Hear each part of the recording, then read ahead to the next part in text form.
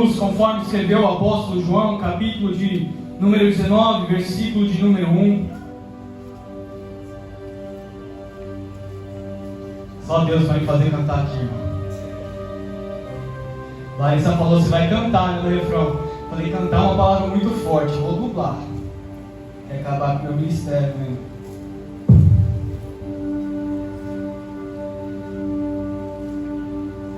Amém? Todos acharam? Capítulo 19 de João, versículo 1, que diz assim: Então Pilatos mandou açoitar Jesus. Os soldados teceram uma coroa de espinhos e a puseram na cabeça dele. Vestiram-no com uma capa de púrpura. E chegando-se ele, diziam, salve o rei dos judeus, e batiram-lhe no rosto. Mais uma vez Pilatos saiu e disse aos judeus, veja, eu estou trazendo a vocês para que saibam que não acho nele motivo algum de acusação. E quando Jesus veio para fora usando a coroa,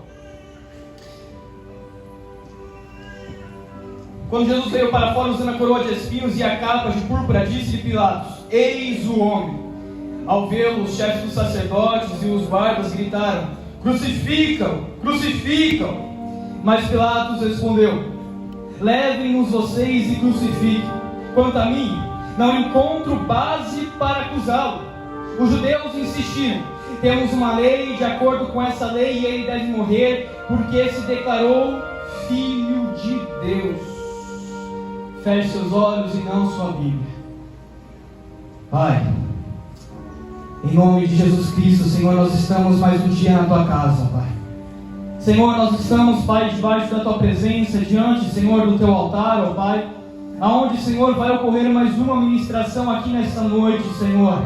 Tu sabes, meu Pai, que de mim não tenho nada, mas te peço, Senhor, que nesta noite venho ser usado mais um dia como instrumento vivo da Tua palavra.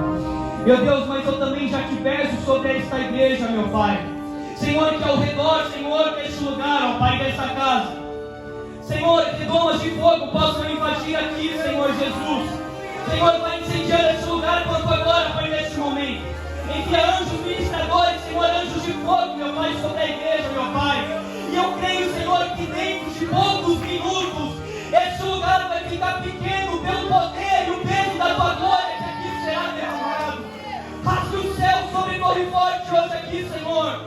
E mostra, Senhor, para o Teu povo que somente o Senhor é o Deus de Israel.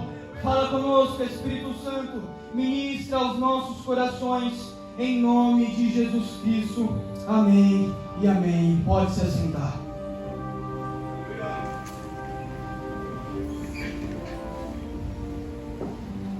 Nós estamos no ano Proclame Jesus e o tema dessa mensagem é as marcas da cruz. Falar da cruz de Jesus é algo maravilhoso, é algo tremendo, a mensagem, o significado, o propósito da cruz.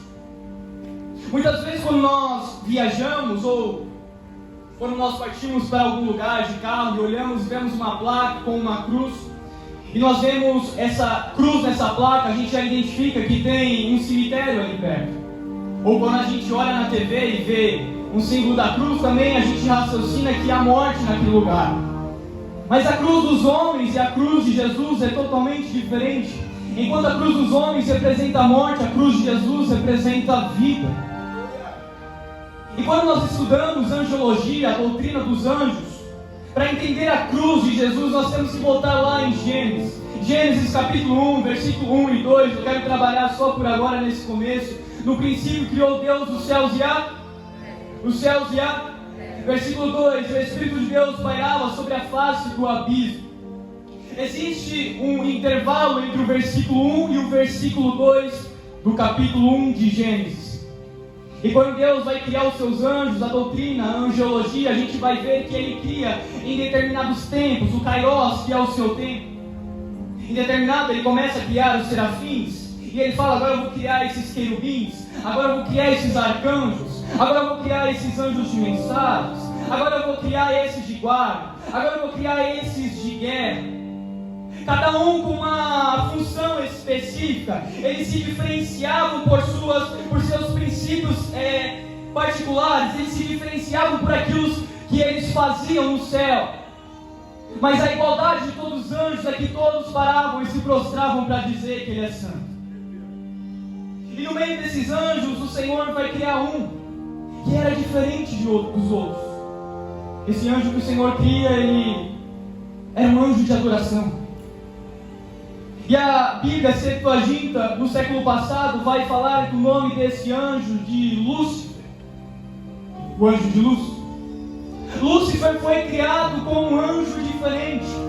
Nele habitava a adoração. Ele carregou sobre si a essência da adoração. O Senhor criou nele e colocou a essência da adoração dentro dele. A Bíblia fala que sobre o seu corpo havia tambores, havia instrumentos. E quando ele andava, transmitia um som, transmitia adoração para o Senhor. A adoração dos anjos passava por Lúcifer para chegar até Deus. Agora no versículo 1 de Gênesis que a gente viu, a Bíblia fala que no princípio criou Deus os céus e a terra. Peraí, a terra já estava criada. Aqui havia um Éden luciferiano. Lúcifer e os anjos do Senhor, eles subiam e desciam. Lúcifer era o rangente do coral do Senhor. É ele que preparava as canções, é ele que preparava os louvores para atingir até o trono da graça. E quando eles sobem e descem, até que um dia Lúcifer olha para aquele trono maravilhoso. Lúcifer olha para o Altíssimo e diz: eu quero ser semelhante a Ele. Um pecado está em seu coração. Já se contaminou e pior, ele começa a convencer a terça parte dos anjos. Olha, vem aqui, você é serafim, mas se você vier comigo, eu vou te fazer um querubim. Querubim, eu vou te fazer um arcanjo. Olha, eu vou te tornar o meu auxiliar, vem comigo. Ele começa a influenciar, uma influência maligna. Ele começa ali a tirar os anjos da presença, da essência verdadeira da adoração, para uma rebeldia contra o Senhor. Apocalipse capítulo 12 fala que houve peleja no céu. A partir desse momento que ele quer tomar o trono, que ele quer ser igual a Deus, ele quer ser igual ao Altíssimo, então vai ter peleja no céu. Da boca de Deus, Deus cria mais um arcanjo chamado Miguel. Miguel é arcanjo de guerra. E a partir do soar da voz, do comando de Deus, Miguel é criado e começa a pelejar no céu com Lúcifer e aqueles anjos que depois caíram. Mas você pode ver que Jeová ele não se levanta do trono para pelejar. Deus ele não precisa levantar do trono para pelejar contra Lúcifer. Ele apenas dá uma voz, ele apenas dá um comando, ele apenas dá uma sentença. A sentença é Miguel. Vai e acaba com ele, pode destronar, pode destruir. Ele pegou, agora ele vai ser jogado do céu. E o que eu quero dizer nessa noite aqui, no ministério, no ambiente profético muitas coisas se levantaram contra a sua vida. A tempestade se levantou contra você, o mar está furioso contra você, mas o trono da graça, o Senhor está dando uma voz, o Senhor está dando uma liderança, o Senhor está dando uma sentença. Vai ter que cessar, vai ter que parar. Todo demônio que se levantou vai ter que bater em retirada, porque operando o Senhor, quem impedirá?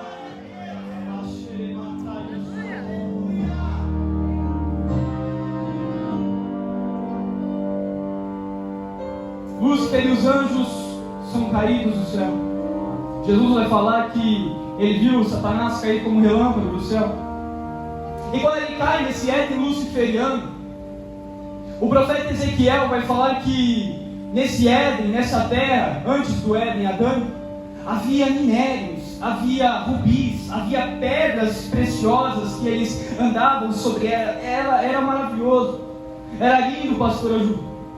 E quando eles caem do céu, esses minérios, essas pedras preciosas, elas vão para a cratera da terra, elas afundam. É por isso que você vê hoje tanta descoberta de novos minérios, de tantas pedras preciosas na terra. Porque isso aconteceu quando os anjos e Lúcifer caem do céu. E aí a gente entra no versículo 2, lembra que eu falei? Há uma distinção, há um intervalo do versículo 1 e do versículo 2. Aí o versículo 2 ele fala: e o Espírito de Deus pairava sobre a face do abismo. A terra está destruída, eles já caíram.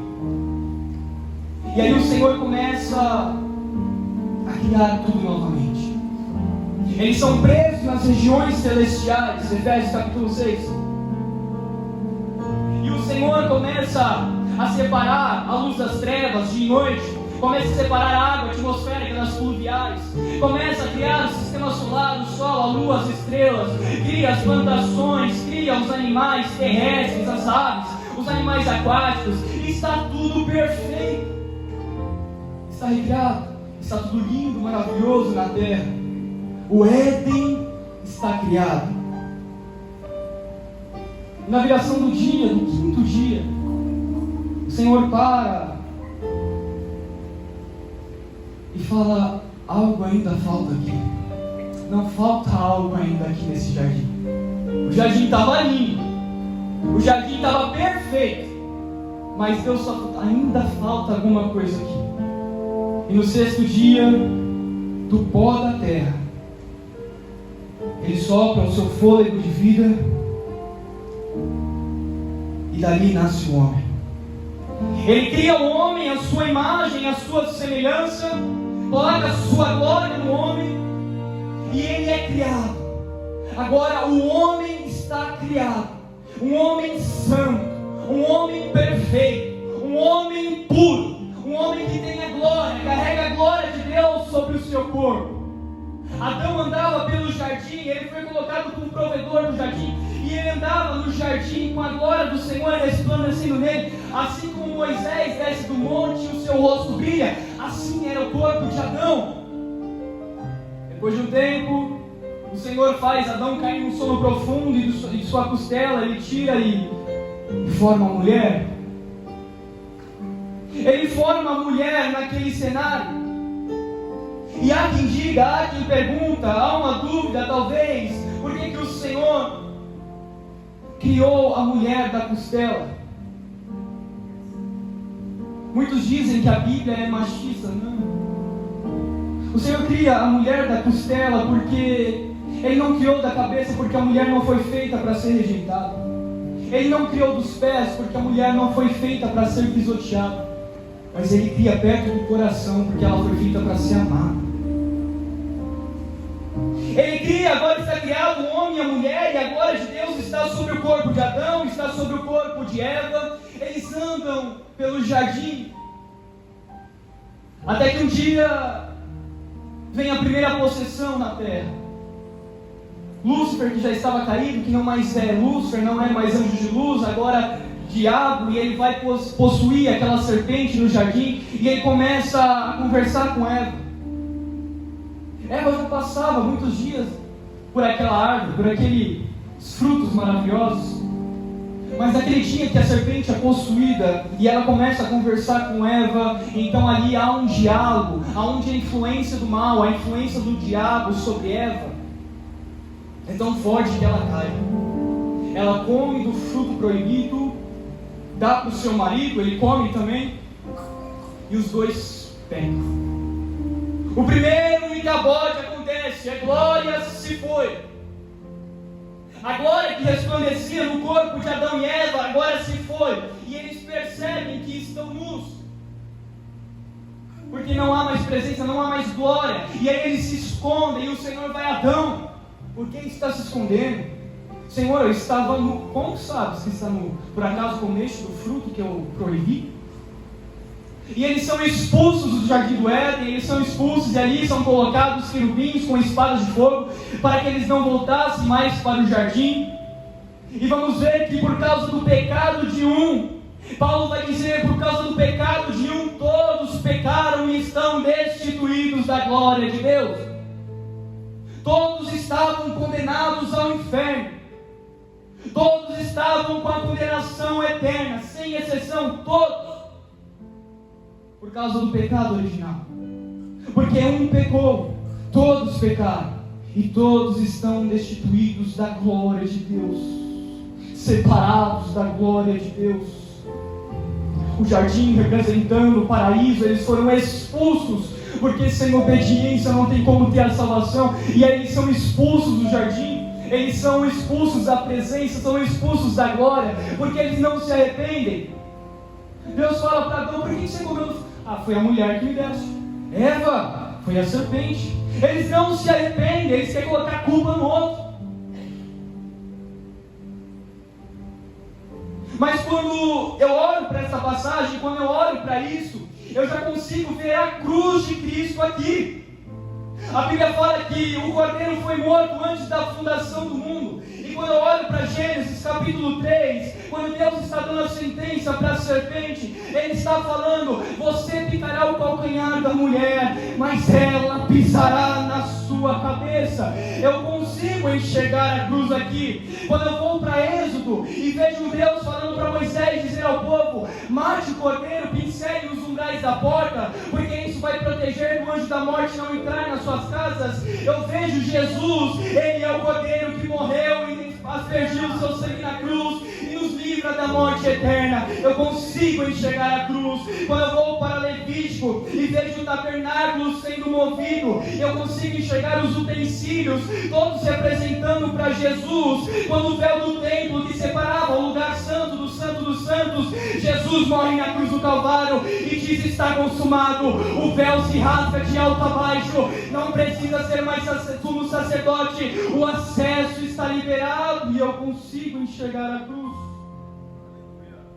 Moisés, os profetas, todos profetizaram acerca de Jesus, todos falaram da cruz. Lá antes, muitos anos de Jesus vir, no Antigo Testamento, eles já estavam sendo boca de Deus para profetizar a respeito de Jesus.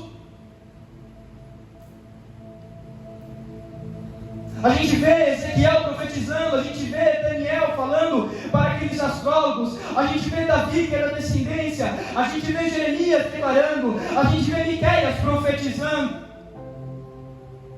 Até que vai chegar um cenário na Bíblia onde Deus fica mais de 400 anos sem falar com o seu povo.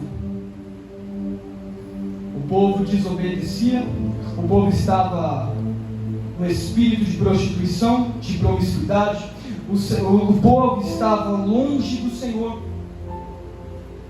E aí no último profeta da Bíblia, na nossa ordem, Malaquias, até o primeiro evangelho Mateus, há um intervalo de 400 anos em que o Senhor parou de falar com o seu povo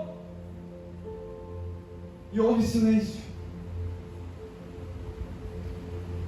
Até que um dia em Belém de Judá, a profecia diz: e nasceu o Rei dos Judeus. O menino Jesus nasceu naquela manjedoura, humilde. As pessoas achavam que ele chegou, e quando se declarava Rei dos Judeus, eles achavam que era algo físico, que era algo terreno, mas mal sabiam que Rei dos Judeus, ele estava declarando o espiritual, e não somente Rei daquele povo, mas Rei do mundo todo. Ele é o Rei dos Reis. Jesus começa a crescer. A Bíblia fala que com 12 anos, seus pais, José e Maria, esquecem ele numa festa judaica e vão embora. Esquecem o menino. E aí depois de 3 dias, quando voltam lá para buscar, cadê Jesus? A Bíblia fala que ele ficou 3 dias ensinando os mestres da lei. Tal sabedoria era essa, que os maiores de autoridade parou para ouvir uma criança de 12 anos pregar. Jesus cresce e o ministério de Jesus é fantástico, começa nos seus 30 anos, e Jesus por onde passava, ele pregava, ele ensinava, ele curava, ele expulsava os demônios, ele exortava, ele manifestava o reino de Deus aqui na terra, ele manifestava o reino do Pai aqui nesta terra. E quando olha uma passagem, certa feita, Jesus andando com os discípulos, ele para e pergunta: o que diz essa multidão que eu sou? Ah, Senhor, uns dizem que tu és Elias, outros Jeremias, ou um dos profetas, mas vós, quem dizes que eu sou? E aí, por revelação do Pai, Pedro aponta para Jesus: tu és o Cristo, o Filho do Deus vivo. Pedro, esta revelação não veio da carne, mas sim do meu Pai que está no céu, e sobre esta revelação edificarei a minha igreja. Jesus, por onde passava, ele ensinava. Ele manifestava o reino. Ele não chegou atrasado em Betânia quando Lázaro estava morto. Muitos acham que Jesus chegou atrasado no quarto dia, mas não. É que a cultura rabínica achava que Deus poderia usar apenas o instrumento dele para ressuscitar alguém até 3 dias. Aí Jesus chega no quarto para falar: eu sou Deus no meio dos homens, eu sou Deus no meio de vocês, eu posso ressuscitar. Ele curou o cego Bartimeu. Jesus, filho de Davi, tem compaixão de mim. Curou da cegueira. Ele expulsou os demônios do gadareno, libertou aquele homem. E deixa eu te falar uma coisa: isso aconteceu lá no passado, mas Jesus ainda liberta, Jesus ainda cura, Jesus ainda ressuscita, Jesus ainda tem o poder dele sobre os teus filhos. Multiplicou os pães. Naquela noite conversou com Nicodemos: tem que nascer de novo. Pregou para a samaritana, aonde saiu dali a primeira missionária. Aonde ele chegava, o povo era impactado. A multidão seguia para ouvir os ensinamentos de Jesus. Todos queriam saber aonde Jesus estava. Todos queriam saber aonde Jesus estava andando, porque eles queriam ouvir de Jesus, eles queriam aprender de Jesus. Mas vem comigo agora quem é de Bíblia. Algumas pessoas acham que Jesus é apenas mais um dos profetas. Outras acham que Jesus é um filósofo importante. Outras ainda acham que Jesus foi apenas mais um homem nessa terra. Mas quando eu olho para a palavra de Deus, eu vejo João Batista declarando: eis o Cordeiro de Deus que tira o pecado do mundo. Ele é Deus. João capítulo 1: no princípio era o verbo era Deus, o verbo estava com Deus. Isaías 43, verso 9: antes que houvesse dia, eu sou. Tu és quem, Jesus? João capítulo 4: eu sou a água da vida. João capítulo 6: eu sou o pão da vida. João capítulo 10: eu sou o bom pastor. João capítulo 11: eu sou a ressurreição e a vida. João capítulo 14: eu sou o caminho, a verdade, a vida. João capítulo 15: eu sou a videira verdadeira. Apocalipse capítulo 1: eu sou o primeiro e o último. Estive morto, mas este estou vivo pelos séculos dos séculos. Aleluia! Ele é Deus, a palavra dele é fiel. Isaías 55, verso 11: assim também é a minha palavra, não volta para mim vazia, mas antes faz o que me apraz, fazendo o que eu a designei para fazer. Ele é Deus, ele morreu, mas ao terceiro dia ressuscitou.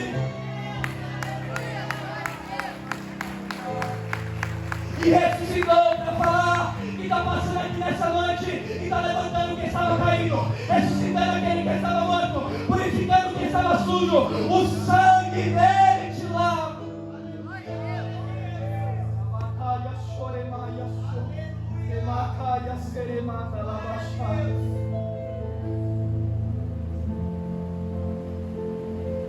Alguns anos atrás, houve uma conferência nos Estados Unidos. Nessa conferência vieram alguns pastores de fora, de outros países. E entre esses pastores veio um da África. O pastor dirigente, o pastor presidente da convenção era um pastor americano. E chamou esse pastor da África porque sabia que na África os cultos desse pastor eram avivados. Os crentes da igreja dele eram avivados. Então chamou esse pastor para a convenção. Passou uma semana de convenção e nada do fogo descer na igreja. E aí esse pastor africano estava na casa desse pastor americano e ele começou a conversar. Mas pastor, por que será que minha igreja não é uma igreja avivada? Por que será que aqui não pega esse fogo que acontece no culto da África? Por que será, pastor? O senhor viu, já teve uma semana aqui de convenção e nada do fogo cair. E aí o pastor africano falou para ele: olha, eu vou ficar mais 2 semanas aqui neste lugar. E aí a gente tenta entender o porquê. A gente pede direção a Deus e a gente tenta compreendeu o que estava acontecendo. Passadas 2 semanas, eles foram jantar, e o pastor africano, disse o seguinte para o pastor: olha, eu descobri, eu percebi algo, e já entendi o porquê que a igreja não é avivada, o porquê que a igreja não pega o fogo do Senhor. E o pastor americano: pelo amor de Deus, conta logo, eu preciso mudar, o que está acontecendo? Fala logo para mim mudar na igreja. E o pastor africano olhou para ele e disse: eu percebi que todos os cultos, as pessoas saem alegres. Todos os cultos, as pessoas saem festejando, saem brincando. Todos os cultos, as pessoas saem rindo. E o pastor americano olhou para ele: mas como assim? É que, pastor, lá na África a gente não é assim. Tem até culto que a gente sai brincando, rindo e pulando. Mas a maioria dos cultos a gente sai chorando e orando, chorando e orando, chorando e orando. E aí a gente chega nas nossas casas, a gente não quer TV não, a gente continua chorando e orando, chorando e orando, buscando a presença. E parece que vivemos uma geração assim, que todo culto quer sair alegre, todo culto quer sair festejando, brincando. Está lá amassado no pecado, mas está brincando. Está lá amassado na sujeira, mas está pulando. Ao invés de se desesperar e falar: Senhor, me perdoa, parece que o certo virou errado e o errado virou o certo. Entenda a minha visão. Não concordo muito com algumas pessoas que falam que igreja é hospital. Para mim, igreja sempre foi e continua sendo quartel-general. No hospital a pessoa entra machucada, ferida, sai curada e volta para onde? Para casa. Ela volta para a zona de conforto. Mas no quartel-general ela entra ferida, ela entra machucada, sai curada e volta para a guerra. Evangelho não é para crente criancinha. Evangelho não é esse mimimi, não. Isso não é evangelho. Isso pode ser qualquer outra coisa, mas não é evangelho. Por isso que nós vemos o errado ser certo e o certo ser errado hoje. Enquanto algumas pessoas acham, e o seu lema é: eu adoro porque Jesus é amor. Não importa se eu estou no pecado, Jesus me ama, eu vou continuar adorando. Aí, irmão, essas pessoas que acham que o evangelho é assim, Jesus disse que o evangelho é assim.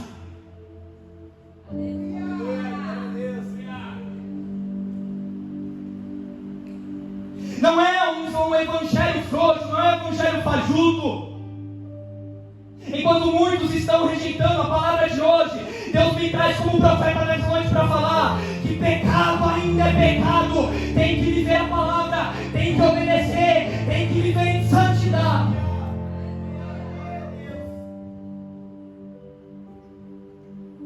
Certa feita, os discípulos chegaram em Jesus e falaram: Senhor, mestre, os discípulos de João Batista oram, nos ensina a orar. E aí Jesus começa a falar para eles a oração do Pai Nosso, começa a ensinar para eles: olha, quando chegar na tua casa, fecha a porta do teu quarto e ora em secreto, porque o teu Pai que te vê em secreto te recompensará. Jesus se distanciava da multidão dos discípulos para orar. Jesus era um homem de oração. Aí você me fala: Jesus é Deus? Com certeza. E mesmo sendo Deus, ele se separava para orar. Quem dirá nós? Estudiosos dizem, não a Bíblia, tá? Estudiosos dizem que Jesus orava das 4 às 8 da manhã, todos os dias. Quantas passagens que nós vemos Jesus saindo da presença da multidão para ir orar no monte, para ir orar sozinho. Quantas passagens ele está orando junto com as pessoas também. Ele está ensinando o povo a orar. Ele está instruindo o povo a clamar. Ele está instruindo a igreja a clamar ao Senhor. Em uma tarde, a multidão está pronta para ouvir Jesus. Aí Jesus fala: não vou pregar agora não, eu vou orar. Aí Pedro chega para perto de Jesus: mestre, olha quantos tem ali, o Senhor tem que ensinar. Aí Jesus fala: não, Pedro, não é primeiro a pregação e depois a oração. Tem que orar primeiro para depois pregar, Pedro. Tem que falar com o papai.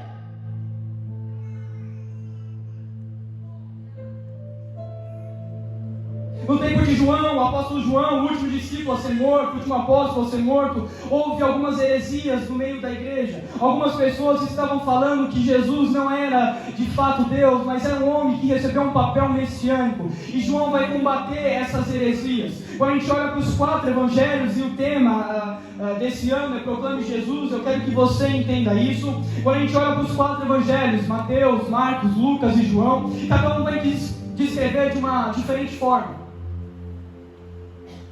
Alguns que estavam aqui no culto de domingo, nos primeiros cultos de domingo, ouviu e aprendeu isso, mas eu quero repassar, bem resumidamente. Mateus, ou Levi, o cobrador de impostos, ele escreve para os judeus. Ele era judeu e ele escreve para os judeus. É por isso que você vai ver tanto no Evangelho de Mateus, ele falando de reino dos céus, ele comentando sobre as profecias, porque judeu precisava da profecia para identificar que Jesus de fato era Jesus.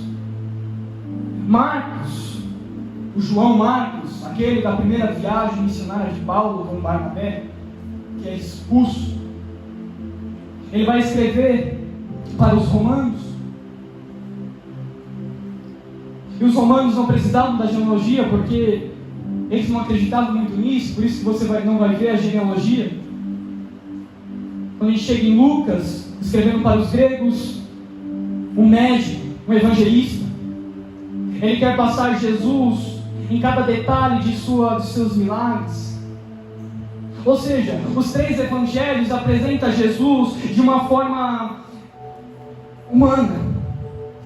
Eles querem mostrar a humanidade de Jesus, eles querem mostrar os milagres, eles priorizam mais os milagres de Jesus. Mas quando a gente chega em João, ele começa o capítulo: no princípio era o Verbo estava com Deus, e o Verbo era Deus. Ele mostra Jesus como Deus para os homens. Ele mostra Jesus para combater as heresias daquela época. E quando as heresias estão sendo colocadas em nosso meio hoje, a igreja está calada, a igreja está quieta. Capítulo único de Judas vai falar no versículo 3, que ele ia pregar a mensagem do Evangelho, mas não foi necessário que eu viesse aqui para exortá-los através dessas heresias que estão ocorrendo. Jesus desce a essa terra sabendo que ele vai morrer na cruz do Calvário. O reino de Deus está sendo manifesto, o reino de Deus está sendo proclamado aqui na terra. E quando Jesus entra na semana da morte, depois do período em que a mulher, com aquele frasco caríssimo de perfume, derrama em sua cabeça, os discípulos ficam indignados, e aí Jesus fala que ela preparou ele para o seu sepultamento. Logo depois disso, Jesus fala para eles irem até a casa de seu amigo e preparar uma mesa, porque lá eles iam cear. E como eles começam a cear, ele começa a falar: o pão representa o meu corpo, o vinho representa o meu sangue. Saindo daquela casa, eles vão e passam ali no Monte das Oliveiras. No Monte das Oliveiras eles vão para o Jardim do Getsemane. Ah, que lugar de glória! Por um lado, um lugar lindo, representando o quebrantamento, mas por outro lado, a angústia de Jesus. Ele deixa os discípulos lá, já está na semana da morte, e quando ele leva os 3, Tiago, Pedro e João, e eles estão com Jesus ali, e aí Jesus fala: olha, intercedam comigo, orem comigo, eu vou ali orar, mas fiquem orando comigo. E aí Jesus vai lá, ora, 1 hora, volta e eles estão dormindo. Vocês não puderam vigiar pelo menos 1 hora. Aí ele sai e volta para orar. Senhor, afasta-se de mim esse cálice. Afasta de mim. Mas contudo que seja feito a tua vontade. Ele volta, os discípulos estão dormindo. Aí ele nem fala mais nada, ele volta e vai orar de novo. Senhor, se possível, afasta de mim este cálice, mas contudo que seja feita a tua vontade. Jesus estando ali na semana da sua morte, Jesus estando ali no momento de angústia, no momento de dor, sabendo que ele está prestes a ser crucificado, e a sua maior dor não é ver a cruz, a sua maior dor é saber que por carregar os pecados da humanidade, ele assim vai se afastar do Pai espiritualmente. Ele está sofrendo naquele lugar, ele está sofrendo naquela madrugada, ele está sofrendo naquela oração. Jesus começa a suar sangue, a Bíblia vai falar, um fenômeno chamado de hematidrose. É provocado quando a pessoa está muito angustiada ou muito fraca fisicamente. Tal angústia, tal ponto chega em Jesus, que produziu um corte entre as veias capilares e as glândulas floríferas de Jesus, onde fez misturar o sangue com o suor. Que tal angústia estava Jesus? Agora eu te pergunto, qual é o estado de um homem para fazer ele suar sangue? Quando ele para de orar, Judas entrega ele para os oficiais. Os oficiais chegam, prendem Jesus. Aí vem Pedrão com a espada, corta a orelha de Malco. Ei, Pedrão. Jesus é entregue aos oficiais, é levado para a casa de Caifás, um mestre da lei, de autoridade. E lá eles começam a achar alguma coisa, alguma prova para condenar Jesus. Eles não aguentavam mais Jesus. Mas nada se podia achar para acusar ele. Ele era santo, ele é perfeito, ele é puro. Até que Jesus fala assim: eu sou o Filho de Deus que desceu do céu. Alguém olha e fala: blasfemou, vamos condenar ele para a morte. E aí levaram ele até Pilatos, e naquela condenação, quando Jesus está entrando dias antes do Monte das Oliveiras, as pessoas, a multidão está gritando: Hosana nas alturas, Hosana nas alturas. E nessa vez agora, passados só alguns dias, a mesma multidão que está gritando Hosana nas alturas, está gritando: crucifica. Parece nós. Uma hora está adorando: Senhor, eu te amo.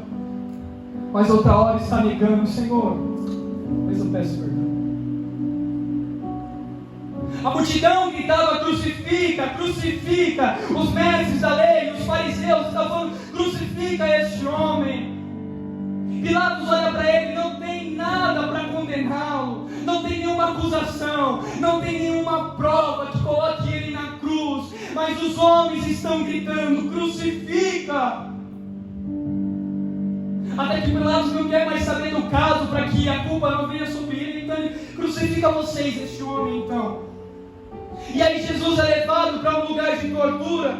Os soldados romanos colocam a Jesus à mostra, tiram as suas vestes e ali começam a açoitar o seu corpo. Os flagelos dos seus açoites, aonde as suas pontas tinham ossos e pontas de chumbos, descolavam Jesus a cada ponto de seu corpo. As chibatadas são tão violentas que a sua pele vai deslacerando, e são tantas hemorragias internas em Jesus, aonde se seu pulso não está firmado naquela madeira, ele começa a cair numa poça de sangue. Os soldados estão lhe dando chibatada, estão dando açoites, alguns estão zombando: ah, tu és o rei dos judeus? Salva aí. Tu és o rei que fala? Então salva aí. Outros estão cuspindo na cara de Jesus. Jesus está sofrendo, há um suor frio na sua cabeça, vem uma náusea em seu estômago das dores que ele está sentindo. Calafrios correm em volta das costas de Jesus. Quanto sofrimento, quanta dor. A angústia que já estava carregando no jardim do Getsemane, agora ela se aprimorou, ela se estendeu por uma dor de tortura enorme, com chibatadas e açoites. A sua pele já estava deslacerada, já estava toda cortada. A cada chibatada espirrava sangue de seu corpo, que caía no chão. E aí não para por aí, porque vem a coroação dos homens. E a coroação dos homens é uma coroa de espinho. Esses espinhos que eram gigantes, eram espinhos enormes, mais duros do que de acácia, e perfuravam a cabeça de Jesus. Especialistas, médicos, e quem trabalha, estuda na área, sabe como é frágil essa área capilar do nosso corpo, da nossa cabeça. O rosto de Jesus estava ensanguentado, o rosto de Jesus estava todo coberto de sangue. Pilatos entrega ele para a multidão como se ele não quisesse mais nada. E Jesus caminha descalço, com as ruas cheias de pedra, esfolando o seu pé, machucando o seu pé, com o seu corpo está em carne viva, com as hemorragias abertas, todo o corpo sangrando. As suas vestes estão coladas em seu corpo, com a ferida aberta, feridas em carne viva. E os soldados romanos chegam em Jesus e puxam com tudo aquela veste dele, e aquela dor que ele estava sentindo se multiplicou. Se você já tirou uma atadura, um band-aid com tudo da sua ferida, você sabe o que eu estou falando? Eles começam a maltratar Jesus de uma forma cruel. Naquela via dolorosa, Jesus só estava pensando em nós. O pecado lá de Adão, ele falhou, ele pecou. Paulo vem e fala que todos, por causa disso, estão destituídos da glória de Deus. Mas naquela via dolorosa, naquela via cheia de dor, Jesus está sofrendo, ensanguentado, com hemorragias, com feridas abertas, mas ele só está pensando em mim e em você. Pois essa é a mensagem da cruz. Eles deitam Jesus diante da cruz e os seus braços horizontalmente e apoiam um prego quadrado enorme na sua mão, e com uma pancada certeira e cruel pregam as mãos de Jesus na cruz. E a dor que Jesus começa a sentir é tão forte, porque os seus nervos começam a contrair os seus dedos, e eles fazem isso não para que ele caia da cruz, mas para que ele sofra mais. Eles amarraram os pulsos de Jesus naquela cruz para que ele não fosse rasgado, mas para que os nervos se contraíssem e subissem ali nos braços, chegassem no cérebro. Uma dor tão insuportável que um homem foi capaz de provar. A cruz deitada, eles começam a pregar a parte de baixo, e Jesus não consegue levantar a cabeça, porque o peso da coroa de espinho é tão grande que deita a cabeça de Jesus. Que sofrimento é esse? Que dor é essa? Os seus pulmões já estão sem ar. Ele está com tanta dificuldade para respirar. Os soldados golpeiam ele com suas lanças, começam a rir, começam a cuspir nele, começam a zumbar, dizendo: mas Deus, desce daí mesmo. Mas Jesus calado fica naquela cruz, e com tanto esforço, ele tenta encontrar algum ar no seu pulmão, só para declarar: Pai, perdoa-os, eles não sabem o que fazem. Perdoa eles, Senhor. O ponto de Jesus que foi deslacerado, podia ter raiva, podia ter ódio, podia falar para Deus: manda um raio, mata todos esses homens, mas ele falou na cruz do Calvário: Pai, perdoa eles. Que amor é esse? Que amor é esse que nos constrange, que nos faz ver tanto sofrimento, e mesmo assim, nós sendo pecadores, Ele ainda nos perdoa. Aquele sofrimento durou horas.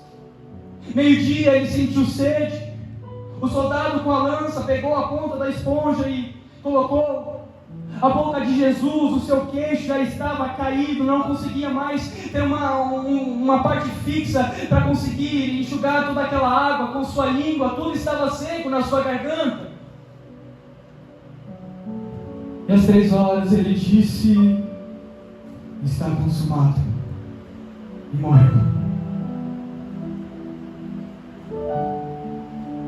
Naquele momento a terra treme, o sol desaparece, o sol se esconde, o tempo se fecha, o véu do tempo se rasga de alto a baixo, há um tremor na terra. Pai, está consumado.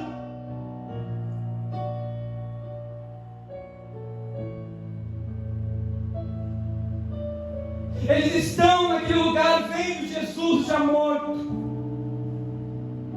Sem a morte de Jesus na cruz não tem vida para nós. A cruz me faz lembrar do sacrifício de Jesus por amor a mim, por amor a você. Sem Ele não haveria salvação dos pecados. E aonde Paulo falou, porque todos pecaram e estão destituídos da glória, agora ele vai declarar: aonde abundou o pecado, superabundou a graça. Jesus morreu por mim e por você, e a mensagem da cruz que está estabelecida nesta noite me faz lembrar que eu ainda tenho o direito e a opção de pedir: Senhor, me perdoa. Me perdoa, Jesus, porque sou falho. Me perdoa, Jesus, porque sou pecador. Mas como Davi disse, Tu sabes que eu busco a Tua santidade, Pai. A mensagem da cruz me faz lembrar desse amor tão grande por mim e por você. A Bíblia de Gênesis, Apocalipse mostra que o centro é Jesus, o centro é a cruz, o centro é Ele. E toda mensagem, cada livro, cada texto, cada parte que eu posso pegar na Bíblia, eu consigo enxergar a cruz. Quer ver um exemplo? Os 10 mandamentos. Não terás outros deuses além de mim. Verticalidade da cruz. Não farás para ti imagem de escultura do que é no céu, na terra e debaixo da terra. Verticalidade da cruz. Não tomarás em vão o nome do Senhor. Verticalidade da cruz. Lembra-te do sábado. Verticalidade da cruz. Honra teu pai e tua mãe. Horizontalidade da cruz. Não matarás. Horizontalidade da cruz. Não adulterarás. Horizontalidade da cruz. Não furtarás. Horizontalidade da cruz. Não darás falso testemunho. Horizontalidade da cruz. Não cobiçarás a casa do próximo. Horizontalidade da cruz. A cruz é o centro.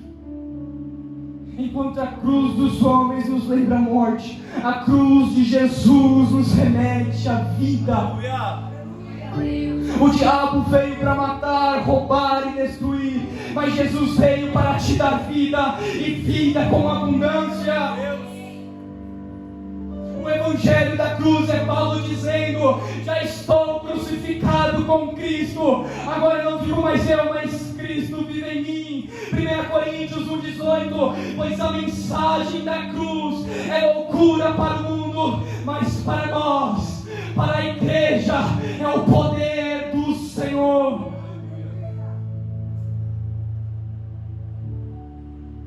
O capítulo 19 de João que nós lemos lá no início, mostrando a crucificação, mostrando a via dolorosa, mostrando que Jesus sofreu por mim e por você. Mas capítulos posteriores vai nos mostrar que no terceiro dia, bem de manhã, as 2 Marias chegam ali no túmulo, no sepulcro, e tem um anjo colocado ali, e esse anjo fala para Maria: porque procura entre os mortos aquele que está vivo. Ele ressuscitou. Apocalipse 1, João dá a prova. Jesus não está morto, o cordeiro morreu, mas o leão veio na glória e apareceu para João. Aí João declara para a igreja que ele viu diante da sua frente. Ele tem os olhos como chamas, os seus pés são como bronze polido, os seus cabelos como lã, o seu rosto brilha como o sol do meio-dia. Ele é o leão que ressuscitou.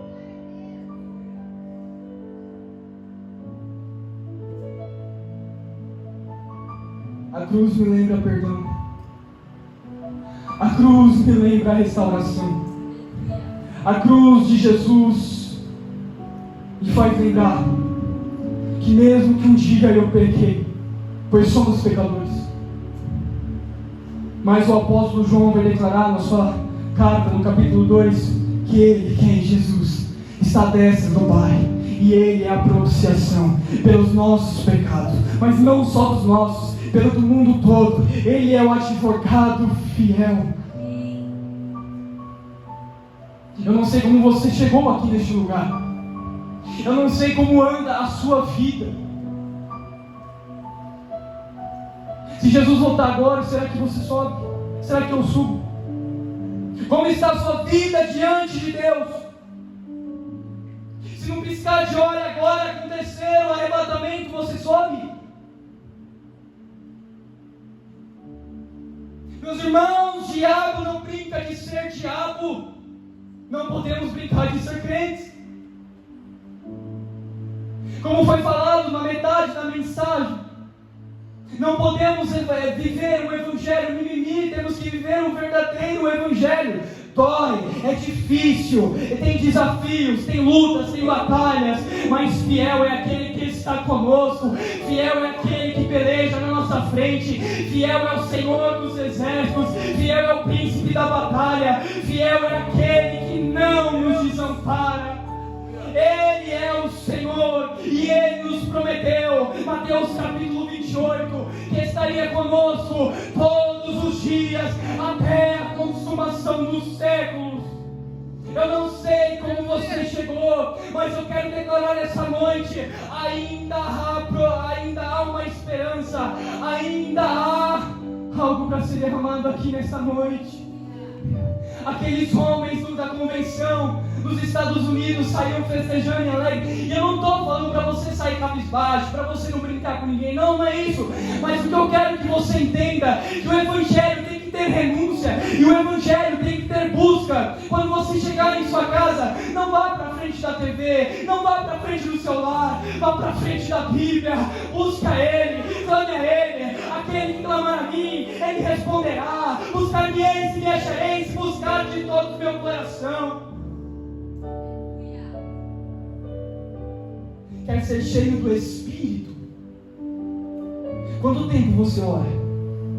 Quantos dias na semana você jejua? Quanto tempo você lê de Bíblia? Todo mundo quer ser cheio do Espírito. Pagar o preço para ser cheio ninguém quer. É difícil mesmo. Não é fácil. Não é fácil ser crente.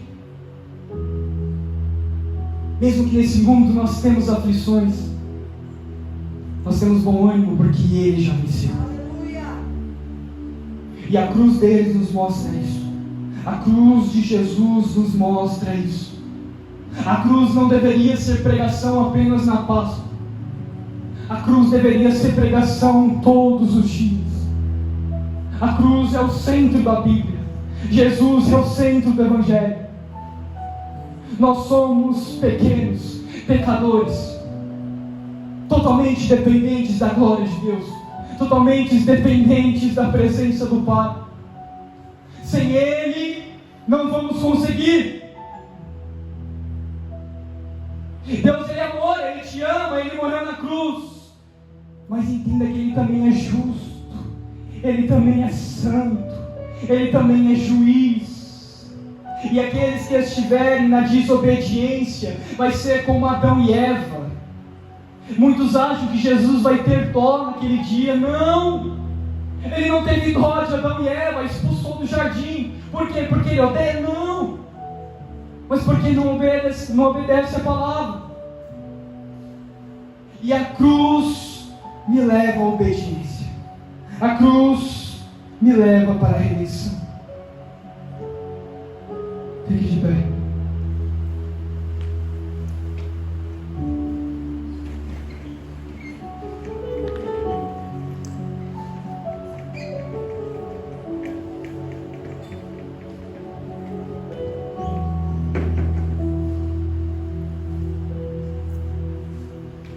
Antes de vir para cá nesse lugar, eu orava ao Senhor e falava: Pai, o que o Senhor tem para essa noite? Ele dizia: eu tenho vidas para serem restauradas aqui. Aleluia. E não estou falando uma frase bonita, não. Eu estou falando a voz do Espírito Santo. E Ele não falha. O Senhor me mostrou vidas aqui que estão longe da presença dEle. O Senhor me mostrou vidas aqui em oração que são distantes da presença dEle. Mas Ele me traz aqui para te dizer que a cruz dEle hoje te traz de volta. Agora só depende de você. Os obreiros, por favor, pega a mesa para mim, por favor. O que eu quero fazer aqui nessa noite é algo que Deus está tocando no meu coração. O Espírito Santo de Deus, Ele é santo, Ele é reto, Ele é justo. E nós estamos no fim dos tempos. Nós vemos um cenário que está se formando. Estamos perto do arrebatamento, estamos perto da volta de Jesus. Mas tem muitos que estão brincando. Tem muitos que ainda não entenderam. E tudo bem, Jesus te trouxe hoje nessa noite para você compreender. E o que foi pregado aqui nessa noite, a cruz de Jesus, é uma mensagem que faz, eu quero que você entenda que é uma mensagem que te leva para perto dele. O apelo que eu vou fazer aqui para você, eu não quero que você fique preocupado com quem está do seu lado.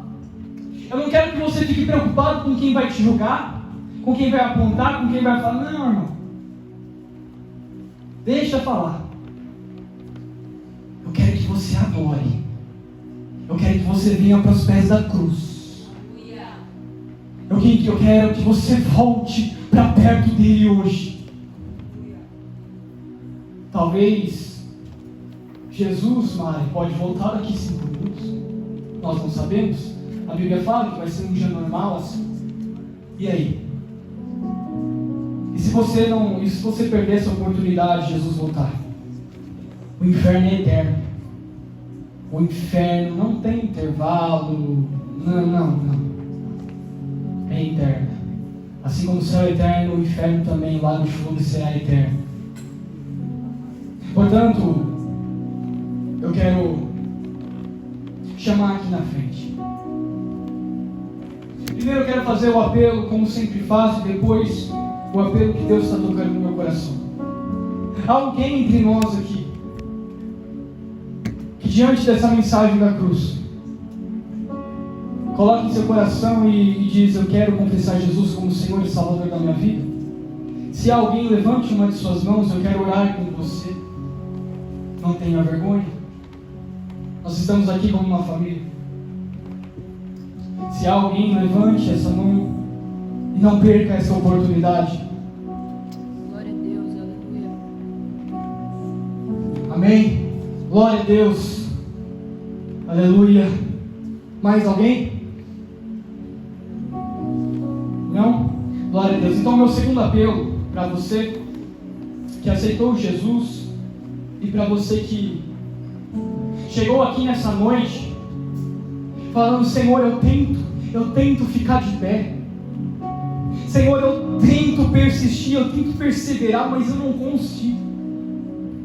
Senhor, faz tanto tempo que eu não consigo sentir aquela presença que eu sentia no começo.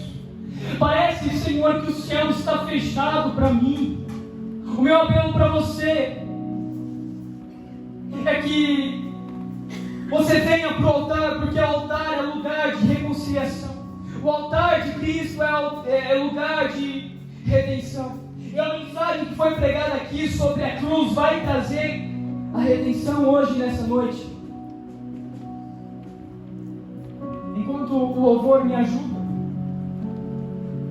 eu quero orar primeiro. E durante a oração, se você se sentir à vontade, e se você sentir no seu coração, venha para o altar. Pode ser a sua última oportunidade. Você não sabe o dia de amanhã. Deus, Pai, em nome de Jesus, Tua palavra, Senhor, ela nos lava. A Tua palavra, Senhor, ela guia. A Tua palavra, Jesus Cristo, ela, Senhor, é lamparina, ela é luz para os nossos caminhos, Senhor. A Tua palavra é uma bússola, aonde, Senhor, me leva para os caminhos da eternidade. A Tua palavra é uma bússola que me leva para os caminhos da obediência, Pai. Senhor, o que foi pregado aqui nesta noite, Senhor, em nome de Jesus Cristo, ó Pai.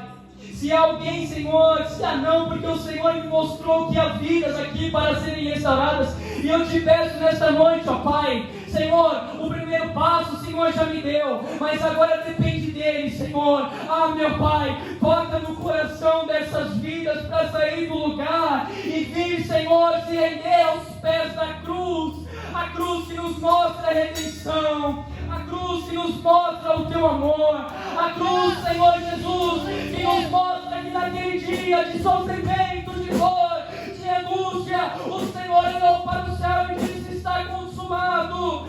Deus de poder e mistério, Senhor, diante dessa noite aqui, meu Pai, eu quero declarar no mundo espiritual que vidas estão sendo restauradas, vidas estão sendo salvas, vidas, Senhor, estão sendo, meu Pai,